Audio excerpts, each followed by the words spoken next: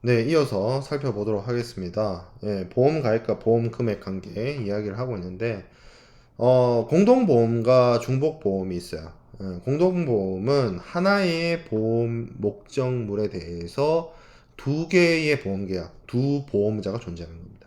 그래서 1,000원짜리 물건을 쉽게 말해서 누구는 300에 누구는 또 300에 이런 식으로 두 명의 보험자가 들어온 경우가 있고, 실제로 이런 일이 있느냐, 여기는 예시를 1,000달러로 들었지만 실제로 해상보험이나 특히 선박 같은 경우에는 원체 그 배 가격이 세기 때문에, 예, 일종의 보험회사들이 컨소시엄 형태로 이용이 되거나 아니면 피보험자가 이제 선택적으로 여러 보험회사의 분산으로 이제 보험 계약을 체결하는 경우가 있어서 그 경우에 이제 공동보험이 되는 것이고, 요 공동보험과 같은 상황에서 중복보험이 발생할 수 있습니다. 중복보험이라는 거는 1,000달러짜리 물건에 대해서 300, 300 이렇게 드는 것이 아니라 보험자 A는 700, 보험자 B는 700. 사실 개별적인 보험 계약만 놓고 보면 보험 가액 1,000달러에 보험 금액이 700달러이기 때문에 보험 금액이 보험 가액을 초과하지 않죠. 그래서 하나의 개별적인 보험 계약만 놓고 봤을 때는 문제가 없으나, 이것이 두 보험 계약이 하나의 보험 목적물에 대한 보험 계약이다 보니까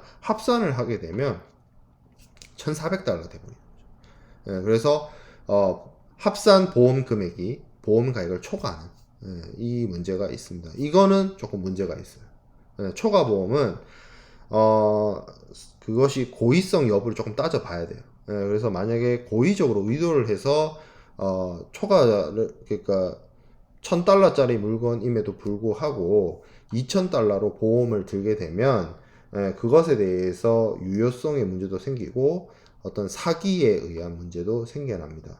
그게 왜 그런 이슈와 문제가 발생하게 되냐면, 보험이 가지고 있는 특징 중에 실손 보상의 원칙, 손해 보상의 원칙이 있기 때문이에요. 우리가 보험을 제가 설명을 할 때 해상보험의 종류에 대해서만 이야기를 했는데, 여러분들이 생각할 때 보험은 크게 나눠보면 생명보험이 있고 손해보험이 있어요. 뭐 좀 쉽게 얘기를 하자면, 좀 더 쉽게 얘기를 하자면, 뭐 국내 굴지의 대기업인 삼성그룹에 보면 보험회사가 두 군데가 있습니다. 주식 좀 관심 있는 친구들은 알 거예요. 삼성과 관련된 주식들 중에 삼성생명이라는 회사가 있고 삼성화재라는 회사가 있어요. 삼성생명은 생명보험, 실손 의료보험 뭐 이런 것들 관련해서 처리를 하고, 삼성화재는 자동차보험, 해상보험, 그리고 손해보험 등을 처리를 합니다. 두 회사가 이렇게 법인을 굳이 나눠 놓은 이유는 이 사람의 생명이나 사람에 대한, 살아있는 사람에 대해서 보험을 드는 것과 물건을 보험에 드는 것은 엄연한 차이가 있기 때문이에요. 그래서 법인도 나뉘어서 하고 있고, 적용되는 법도 조금 차이가 있고, 실제로 적용되는 보험의 법리도 많이 다릅니다. 살아있는 사람에 대해서 적용되는 보험과 물건에 대해서 적용되는 보험. 그래서 이 삼성생명이 다루는 생명보험 같은 것들, 인보험, 사람 인자를 써서 인보험이라고 하고, 이 삼성화재가 다루는 자동차 보험이나 해상보험을 물보험이라고 합니다. 물건 할 때 물자를 써서 물보험이라고 하는데, 이 물보험의 경우에는 인보험은 아니에요. 인보험은 아니고 생명보험이나 이런 쪽은 아니고, 물건을 보험에 드는 자동차 보험이나 화재 보험이나 손해보험이나 해상보험에서는 대원칙이 있어요. 반드시 지켜야 하는 대전제가 있어요. 그게 뭐냐면, 보험은 실제로 입은 손해에 대해서만 보상을 한다. 그걸 이제 실제 입은 손해에 대해서 보상하는 원칙 해가지고, 실손 보상의 원칙, 손해 보상의 원칙, 이득 공여 금지의 원칙, 이렇게 얘기를 합니다. 교과서마다 조금 표현이 다르긴 한데, 이 실손 보상의 원칙은 뭐냐면, 피보험자가 실제로 입은 손해에 대해서만 보험회사가 보상을 하겠다는 거예요. 예를 들어서 1,000원짜리 물건이 있어요. 그러면 내가 그 물건이 없어졌어요. 분실했어요. 그러면 보험회사가 나한테 줄 수 있는 돈의 최대치는 1,000입니다. 만약에 그게 2,000이다 라고 하면 저는 무조건 그 물건을 잊어버릴 거예요. 왜? 1,000원짜리 물건 잊어버리면 2,000원이 생기니까. 세상에 그런 두 배 장사가 어디 있어요? 무조건 잃어버리지. 쉽게 말해서 여러분들 휴대폰 같은 거 요새 휴대폰이 엄청 비싸져가지고 노트북보다 비싸죠. 휴대폰이 어떤 모델에 따라서는. 근데 이 휴대폰을 보통 그럴 때 그래서 이제 파손 보험 같은 걸 드는데 뭐 회사마다 좀 다르죠. 뭐 애플 케어 플러스도 있고 뭐 애플 케어 플러스는 어떻게 보면 보험이 아니라 그냥 그거는 AS 개런티네요. 뭐 그건 빼놓고 그 여러분들 통신사에 드는 폰 보험이 있을 거예요. 통신사 쪽에 드는 폰 보험. 근데 예를 들어서 폰 보험을 들었는데 휴대폰 가격이 100만 원이라고 쳤을 때 폰 보험에서 100만 원 이상을 보상을 한다라고 치면 예를 들어서 한 200만 원 100만 원짜리 휴대폰 보험 들었더니 200만 원 보상을 해주더라. 그러면 휴대폰 남아나겠어요? 이 세상에 있는 모든 휴대폰들이 휴대폰 다 집어던지지. 다 부셔버리지. 다 부셔버리고 뭐 실수로 파손됐습니다. 이러면서 200만 원 타지. 보험금 타내지. 누가 그거 그러니까 이게 도덕적 해이가 생겨요. 모럴 해저드가 생깁니다. 예. 그래서 뭐 그런 차원에서라도 보험 사기나 어떤 도덕적 해이의 문제를 위해서라도 이 손해보험에 있어서는 반드시 지켜져야 되는 원칙이 실제 입은 손실 그만큼만 보상을 한다는 거예요. 100원짜리 물건이 박살나면 100원만 주고요. 1000원짜리 물건이 박살나면 1000원만 주고요. 그런 거예요. 그것을 절대 초과할 수 없어요. 그런 상황에서 그러면 그 절대 1,000원을 초과할 수 없다는 기준은 그러면 보험 가액입니까? 보험 금액입니까? 물으면 보험 금액입니다. 그래서 아까 뭐라고 했어요? 보험 금액이 보험자와 피보험자가 보험 계약을 체결할 때 보험자가 피보험자에게 보상하기로 하는 최고 한도라고 했던 거예요. 그 보험 금액이 맥시멈입니다. 보험회사가 피보험자한테 줄 수 있는. 그러면 보험 금액을 설정할 수 있는 한도는 얼마까지? 보험 금액은 보험 가액을 초과할 수가 없어요.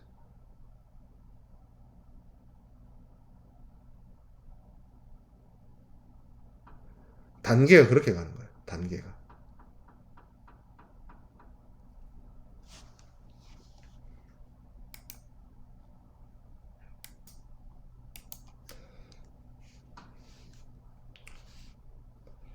자, 어떤 물건이 있는데 그 어떤 물건의 가치를 우리가 생각을 할 때 이런 거죠.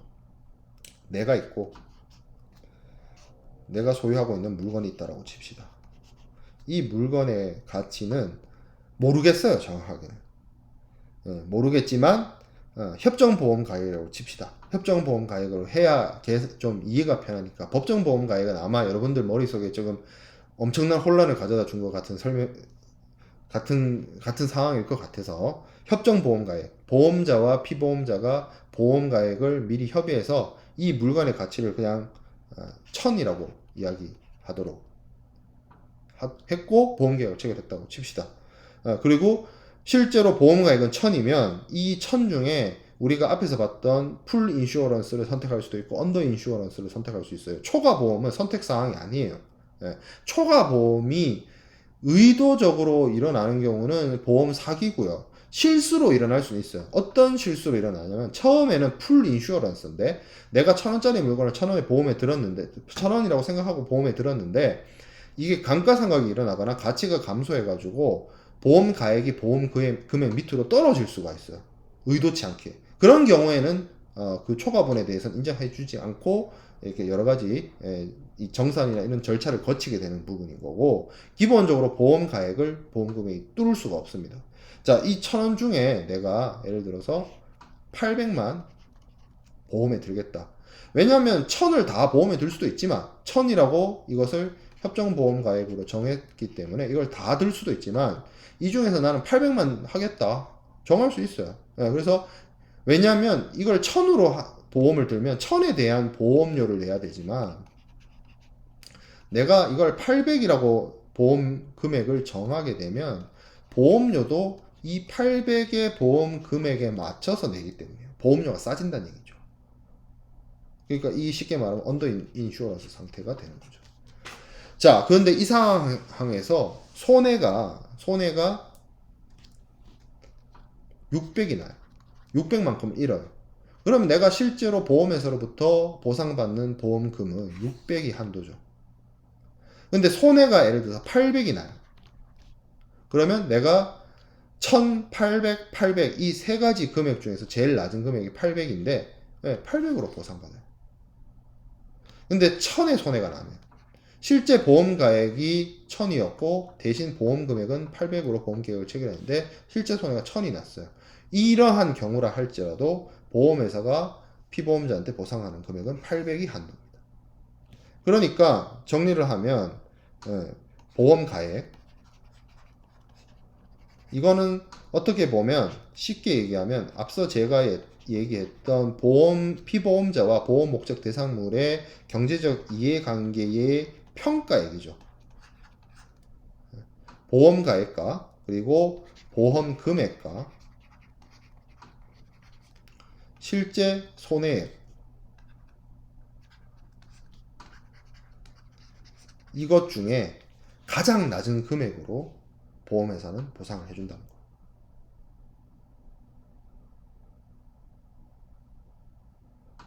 그런 차이가 있습니다. 그리고 실제 손해액이 예를 들어서 뭐 경우에 따라서는 1200이 났다 하더라도 1200이 났다 하더라도 지급하는 금액은 800이다. 계약을 이렇게 했기 때문에 실제 입은 손해만큼만 해준다.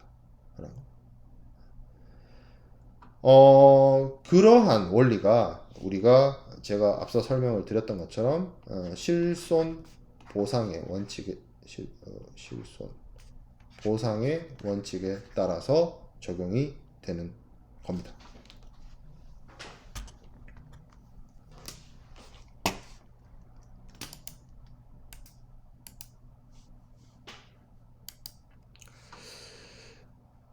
자, 그래서 뭐 이 피보험이 이게 사실은 뭐 해상보험론 수업에서는 제가 이걸 굉장히 단계적으로 아주 기초 원리부터 시작해서 자세하게 설명을 하는데 이제 국제상무론 시간에는 해상보험 파트를 설명을 해야 되기 때문에 설명을 하지만 짧은 시간 안에 해야 되다 보니까 여러분들이 이 개념이 확 와닿지 않을 수 있어요. 근데 이 피보험 이익의 개념을 정확하게 파악을 하면 해상보험이 돌아가는 메커니즘이 이해가 됩니다.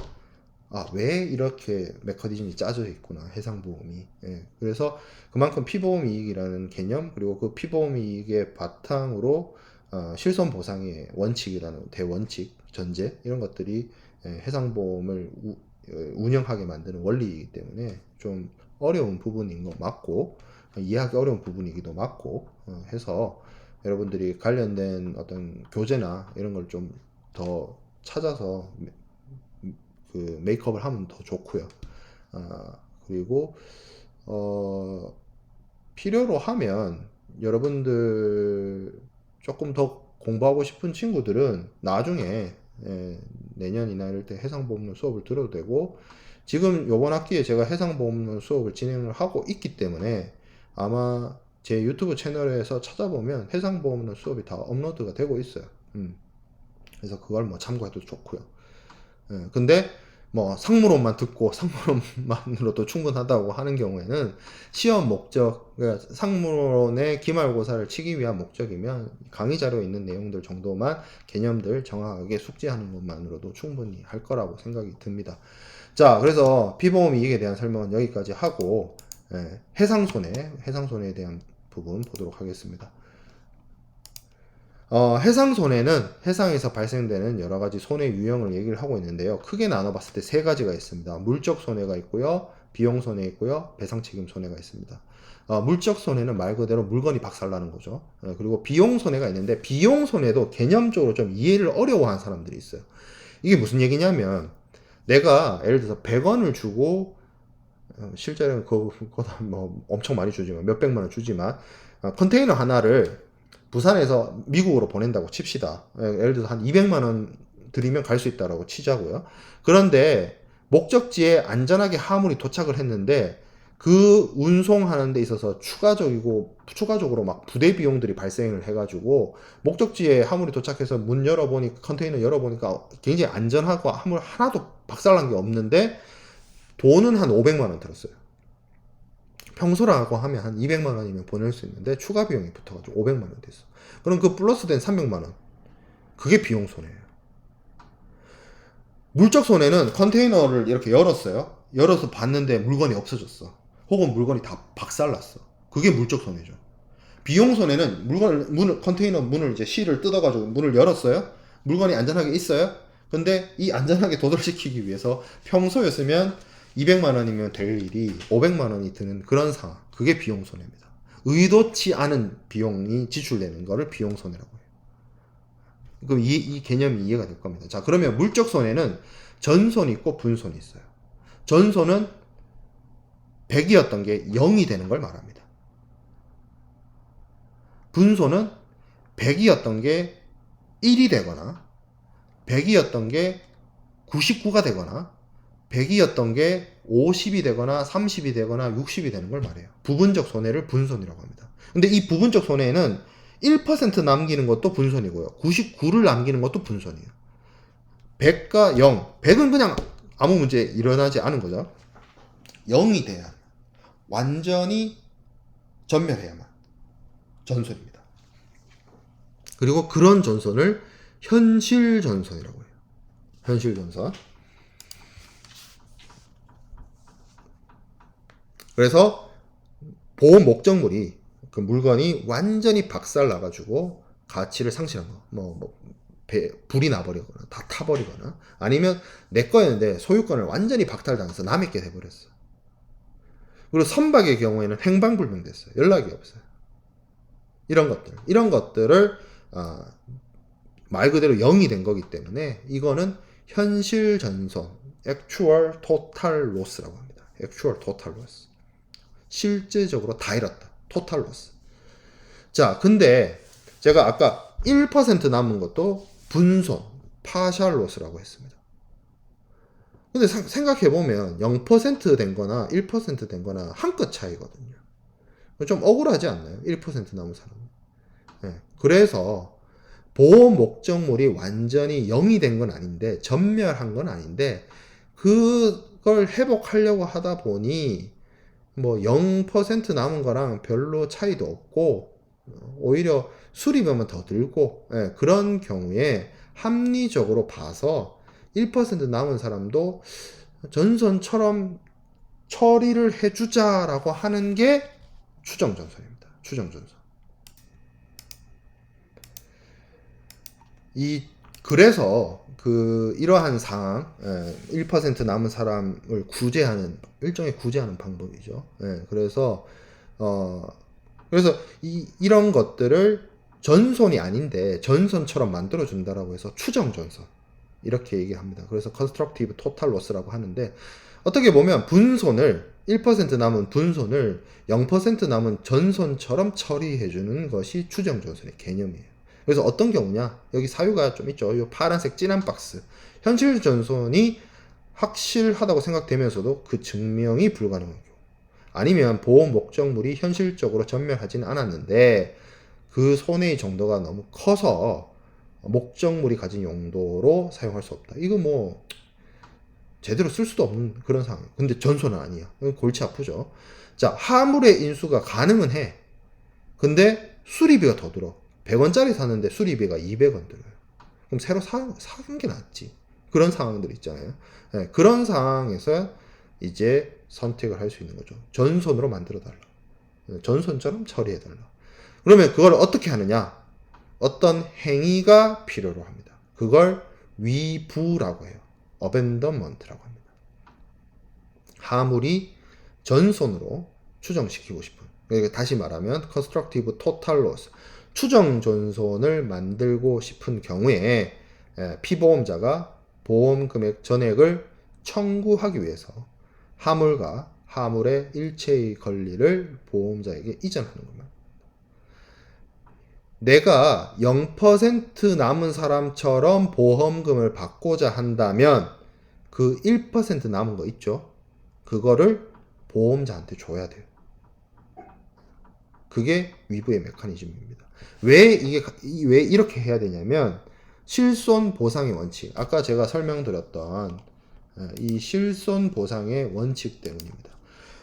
이렇게 생각해 볼게요. 나한테 1%가 남았어요. 이거 뭐 쓸 수도 없고 뭐 한데 근데 전손 아니야. 그래서 곤란한 상황이라서 추정 전손으로 하고 싶어요.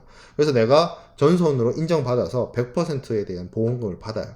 근데 이 1%를 보험자한테 이전하지 않으면 나는 101이 돼 버리는 거예요. 101이면 실제로 입은 손해보다 더 많이 받아가는 거잖아요. 그죠? 그리고 내가 보험 금액을 100으로 설정을 했을 텐데 그거보다 더 많이 받아가는 거죠. 이중 취득이 되는 거죠. 이중 취득. 예. 양쪽으로 돈이 생기는 거죠. 예. 그거는 막아야겠다.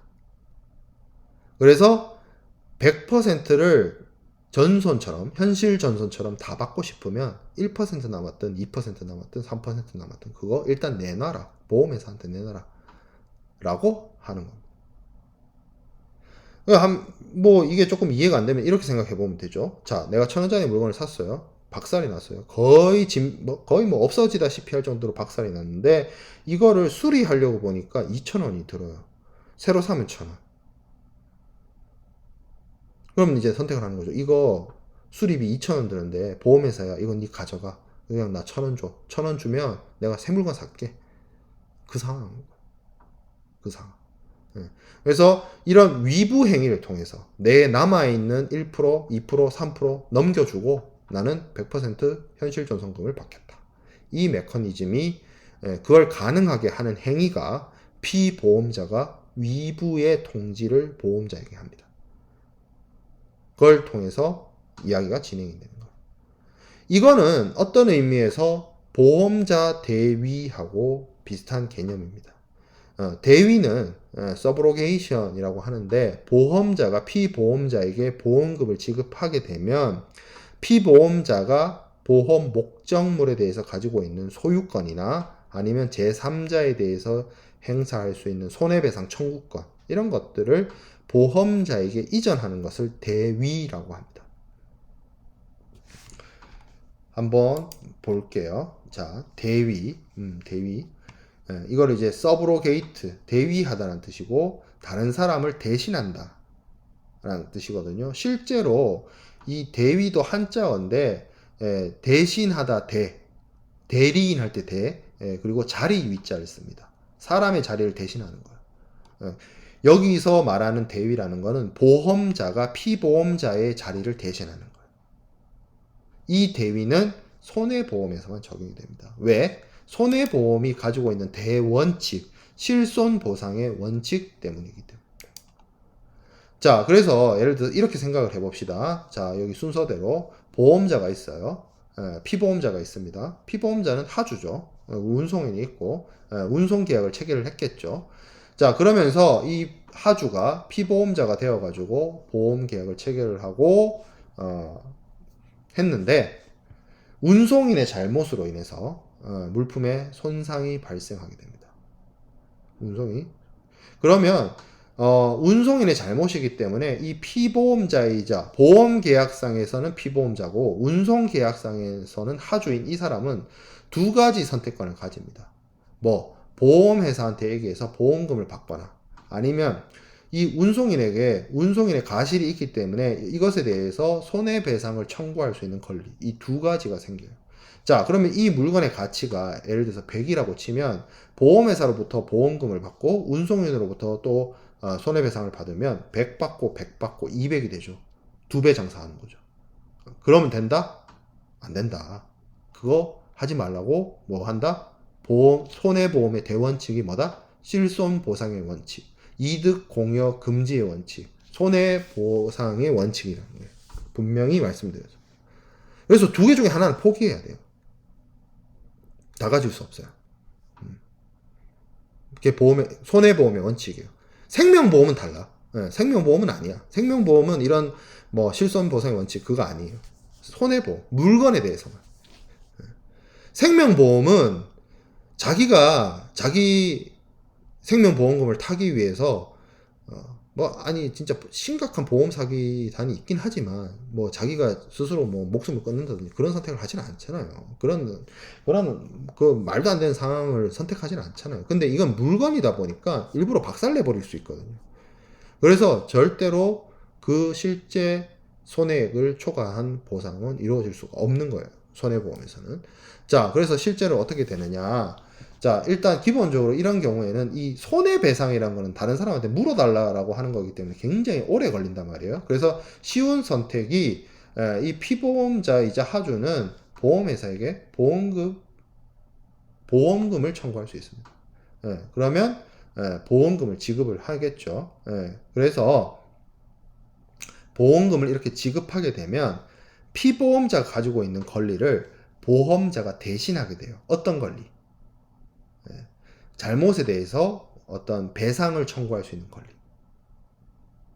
그래서 피보험자가 누릴 수 있는 모든 권리를 보험금을 지급함으로 인해서 보험자가 피보험자를 대신하게 됩니다. 이거를 대위권이라고 해요. 그래서 이 대위권은 실제로 보험자가 피보험자에게 지급한 금액을 한도 내에서만 미칩니다.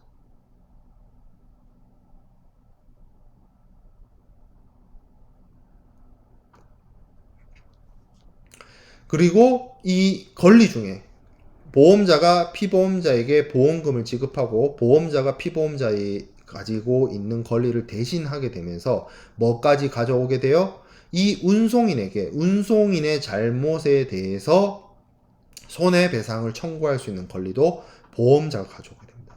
그래서 실제로 이 운송인의 잘못에 의해서 사고가 났고 이 피보험자이자 하주가 입은 손실에 대해서 보험자는 보험금을 지급하고 피보험자가 가지고 있는 운송인에게 할 수 있는 손해배상 청구권을 가져와서 이 보험자가 이 운송인한테 소송을 제기해요.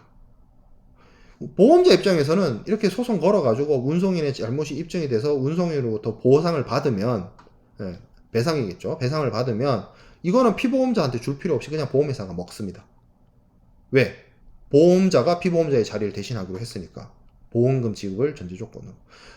아니 그러면 피보험자는 좀 아쉽지 않나요? 아니 피보험자가 아쉬울 게 뭐 있어요. 100짜리 물건이 있었고 100짜리 물건이 박살났는데 보험회사가 100을 줬어요. 나는 문제 없는 거죠. 보험회사로부터 100도 받을 수 있지만 운송인으로부터 받을 수 있는 거 아닌가요? 그게 안 된다고요.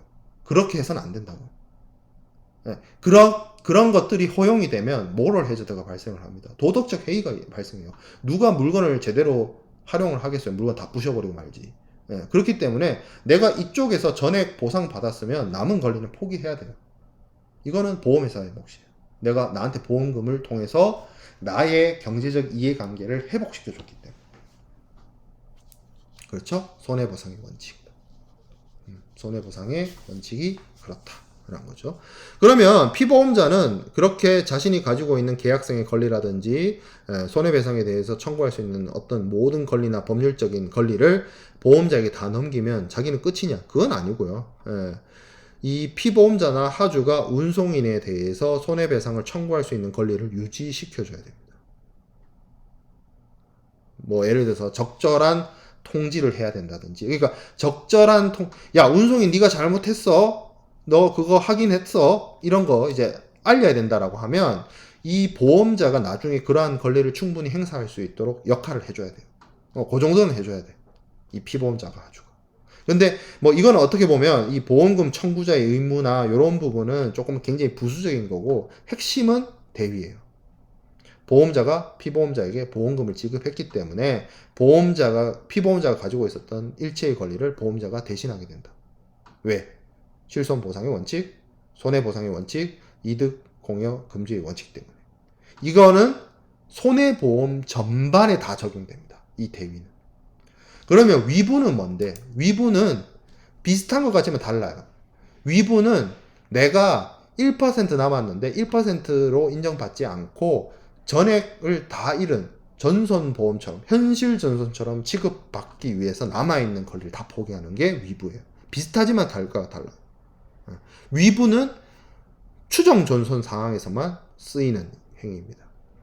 대위는 현실 전손, 추정 전손, 분손, 비용손에 다 적용이 돼요.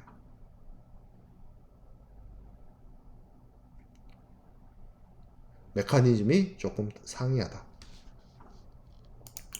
자, 그 다음에 이제 전손을 살펴봤고요. 전손에는 그렇게 현실 전손과 추정 전손이 있었고, 분손을 보도록 하겠습니다. 분손은 단독 훼손과 공동 훼손이 있습니다. 우리가 앞에서 살펴본 전손은 구분이 될 때 진짜 액추얼한 전손인지 아니면 가짜 전손인지, 그 가짜 전손은 이제 추정 전손이었죠. 그렇게 기준을 나눴는데, 분손을 나누는 기준은 이거예요. 나 혼자 독박인지 다른 사람하고 같이 두드려 맞았는지.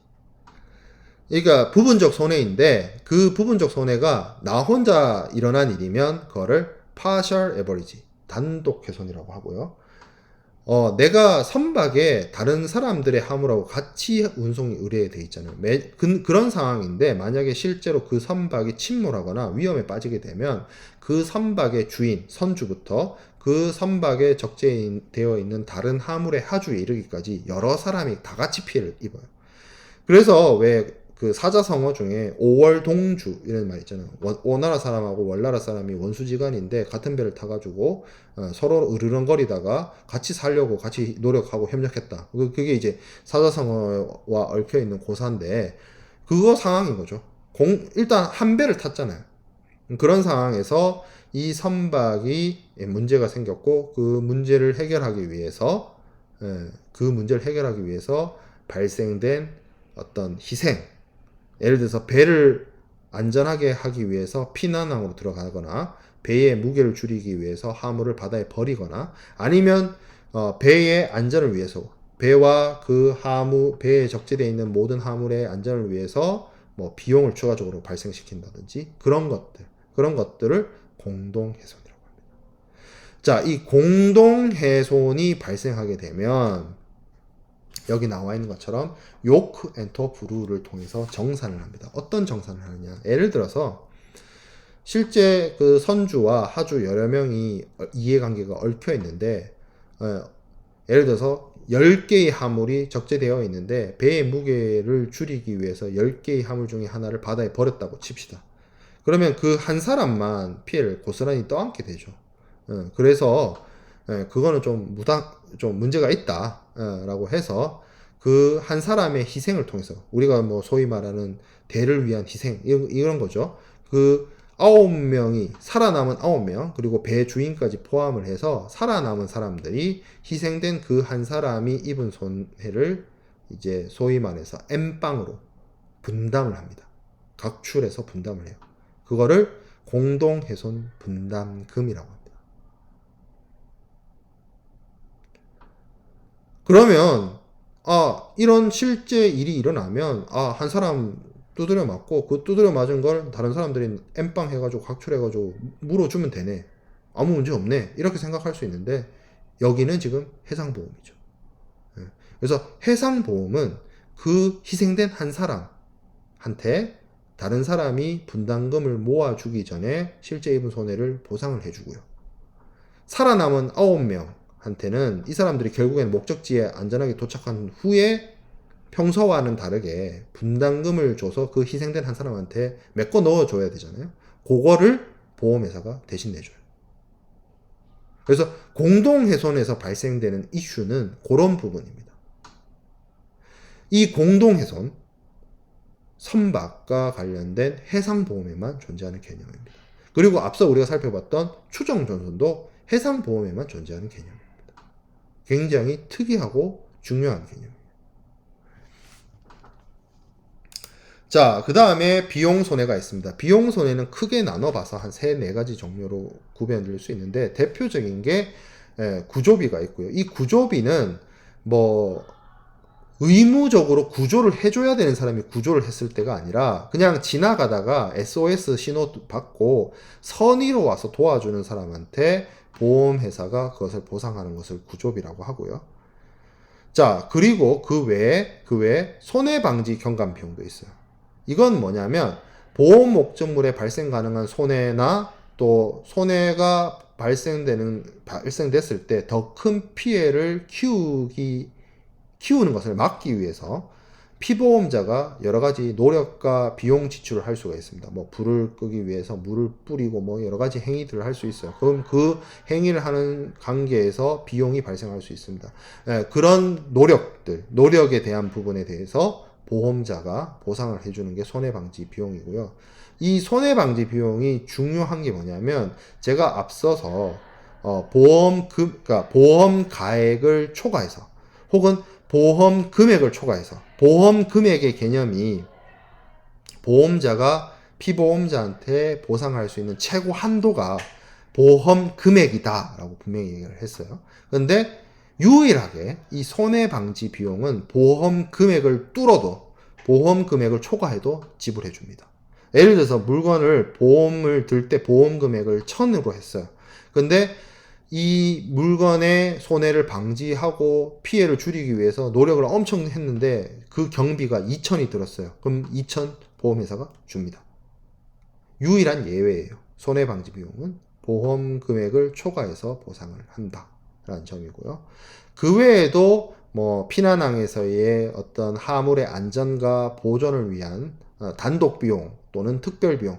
그래서 particular charge라고 해서 특별 비용으로 번역되어 있는 책도 있고 단독 비용이라고 되어 있는 책도 있습니다. 책마다 조금 다르긴 한데 이거는 이제 구조비나 손해방지 비용은 아니고 뭐 여러 가지 화물의 안전과 보존을 위해서 들어가는 여러 가지 뭐 창고료라든지 피난항 비용이라든지 이런 것들이 여기에 들어갑니다. 그리고 실제 사고가 발생을 했을 때 뭐 사고 조사 비용 이런 것들도 비용 손해로서 볼 수가 있고요. 근데 여기 24번 슬라이드에 있는 비용 손해의 특징은 무조건 내 혼자의 독박의 비용 손해여야 해요. 비용 손해가 발생을 했는데 이 비용 손해 자체가 여러 사람의 안전, 여러 사람의 재산과 얽혀 있다면 그거는 공동훼손 비용으로 처리를 합니다.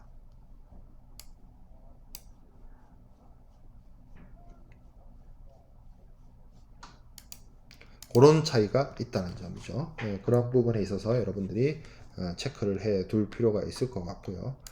자, 비용 손해가 아니라 배상 책임 손해죠. 자, 이거는 제3자에 대해서 물어줘야 되는 상황. 그래서 선박과 충돌했을 때 발생한 그렇죠. 이건 그래서 사실 선박보험과 관련된 이슈가 있습니다.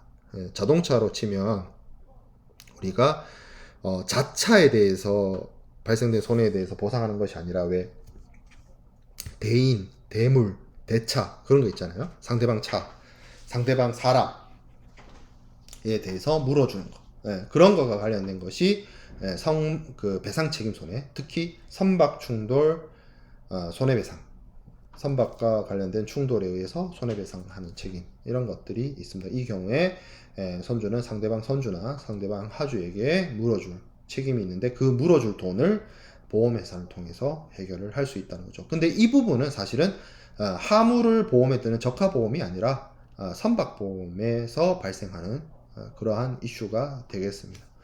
자, 그래서 오늘 이번 수업 시간에서는 해상보험과 관련돼서 굉장히 복잡하고 어려운 개념들을 최대한 살펴보려고 노력을 했고 어느 정도 설명이 이루어졌다고 판단이 들어요. 그래서 다음 시간에는 해상보험과 관련된 여러 가지 그 중요한 보험 증권과 보험 약관, 우리가 소위 말하는 ICC-A, B, C 뭐 이런 거, 그리고 ICC-AR 이런 거 인커텀 살 때 잠깐 언급을 했죠. 그리고 보험 계약의 무역 계약의 조건 얘기할 때 보험 조건 이야기하면서 했던 부분, 그래서 거기에 보험 약관이 다루어졌었는데 그 부분에 대해서 살펴보고 그리고 상사중재와 관련된 몇 가지 개념들 정리하는 시간으로 이어서 가도록 하겠습니다.